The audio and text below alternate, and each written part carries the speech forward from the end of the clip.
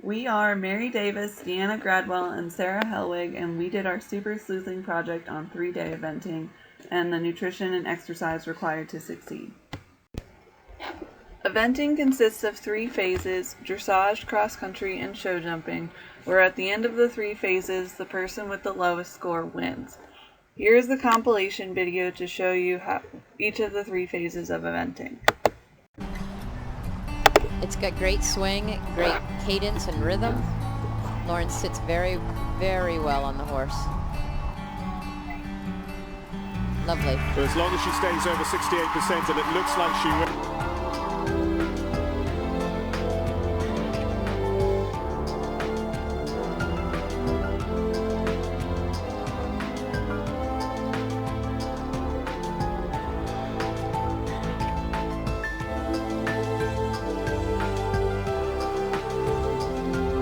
William Foxpit, Bay My Hero goes. They will put so much pressure on, and if they jump clear, they are guaranteed a top 2 finish in this horse's first ever 4-star completion. Yes, brilliant.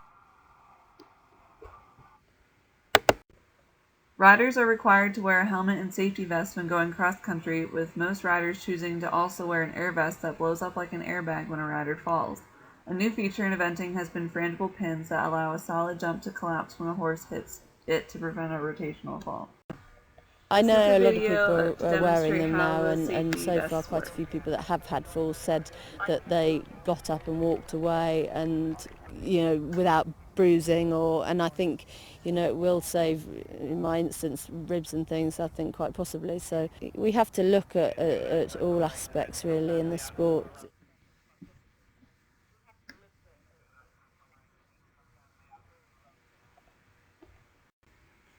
There are 2 basic metabolic pathways utilized by the horse to provide energy: aerobic and anaerobic. Eventing horses utilize both metabolic pathways during the course of a single competition. Aerobic metabolism is the primary means of energy production when the horse is doing slower work, such as the dressage phase of an event.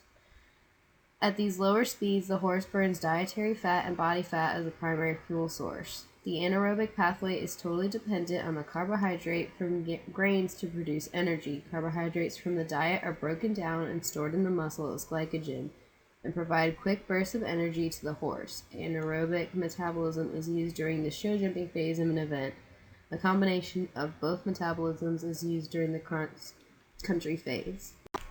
ATP and creatine phosphate systems are utilized within the first 10 seconds of exercise, with the production of lactic acid due to anaerobic metabolism being used. The lactic acid decreases after a minute once the oxidative system kicks in and clears the lactic acid from the blood, since the body is now using fat for fuel instead of carbohydrates, so less lactic acid is being produced. Many body systems are affected during preparation and execution of the 3-day event. The cardiovascular system allows for improved capacity to deliver oxygen to the working muscles, while the muscular system improves the capacity to utilize oxygen and fuel more efficiently.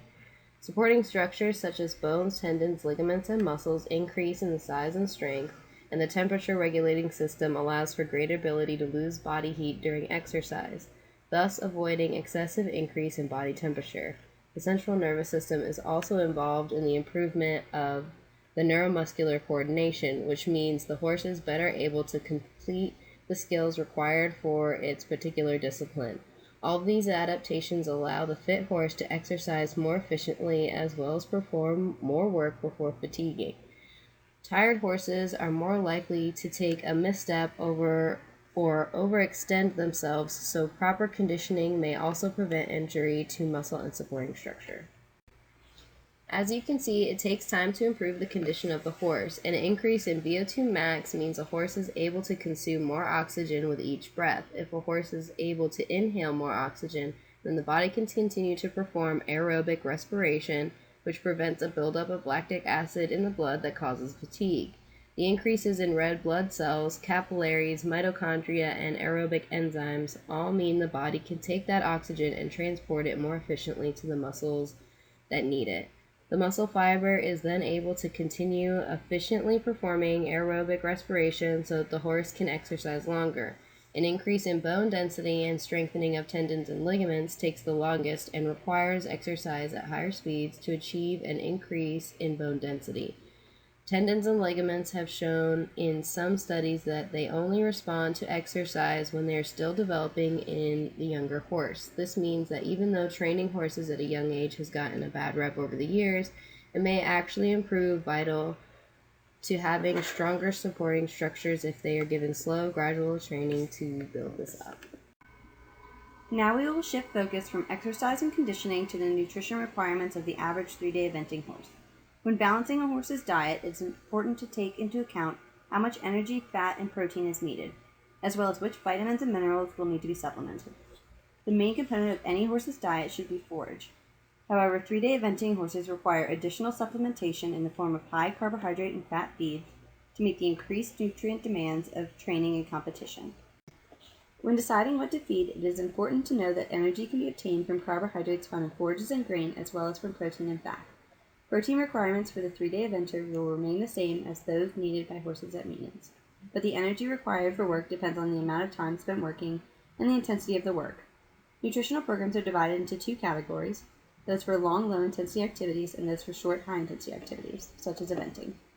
In these types of activities, much of the energy must come from stored carbohydrates or glycogen derived from the grain portion of the ration. Grain must be provided as it is impossible for a horse to consume enough hay to meet his or her energy needs at these workloads. To further complicate things, horses that have worked several hours a day may not want to eat enough feed to maintain desired levels of fatness. To overcome this, you can increase the energy density of the ration by adding fat. Fat contains more energy than grains, so adding fat to the diet can increase the energy density without increasing the amount of grain or limiting the amount of hay. Fat or vegetable oil is an extremely useful energy source for 3-day eventing horses for several reasons. Vegetable oil is about 90% digestible for horses, which is nearly twice as digestible as hay. Also, fats contain 3 times as much energy as oats and 2.5 times as much as corn. Vegetable fat can be added up to 10% of the grain portion of the diet by weight. The mature horse at maintenance consuming high-quality forage does not need vitamin supplements. However, this changes with horses working at moderate to intense levels. Vitamin D and K deficiencies have never been demonstrated naturally in the horse. Vitamin E and selenium work together to protect cell membranes. Vitamin E, unlike selenium, is difficult to oversupplement. Performance horses should receive 1,000 milligrams of vitamin E per day since it helps prevent free radicals that form during exercise that damage cells and DNA. Vitamin A is provided in moderate to good quality hay. Water-soluble vitamins are synthesized in the large intestine and supplementation is usually not necessary. However, horses working moderately to intensely and receiving high-grain diets need additional B vitamins and thiamine. Folic acid should be added to the diet, and a balance of calcium and phosphorus is also important. The key to trace mineral supplementation is balance. Some of the required trace minerals include copper, zinc, manganese, iron, and selenium. Unless there is a deficiency, no single trace mineral can be advantageous when fed out of balance with the others. If grain is fed, then provide trace mineral salt. Pre-choice trace mineral salt can be offered, however, they may not consume adequate amounts.